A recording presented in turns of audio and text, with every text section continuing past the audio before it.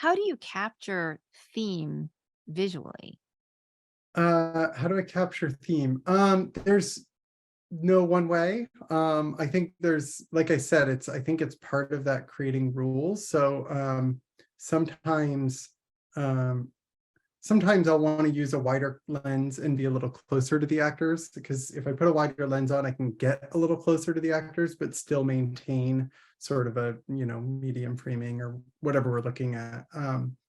And sometimes it's just about that little intimacy that you get when the camera's a little bit closer. And sometimes you want to be more removed. So, I mean, that's one sort of thematic approach. You can also do it with lighting, either through color, through, even through exposure. I was shooting a film in August. It was a comedy, but we had kind of a dark approach because we were trying to, one thing the director said to me is we were talking about, it's about high school in the 90s, which I went to high school in the 90s.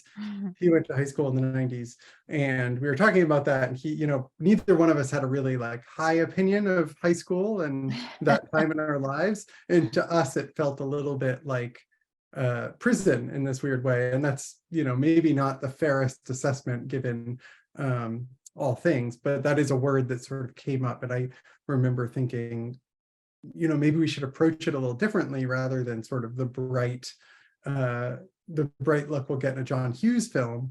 Maybe we go a little bit darker and moodier, because this isn't, a comfortable place for these characters. So that's another kind of approach that you can come up that is capturing these themes in a way that the average audience member might not even think about, but hopefully might affect them in some way, where coming out of that, they think, wow, that school was really bad for those two characters, so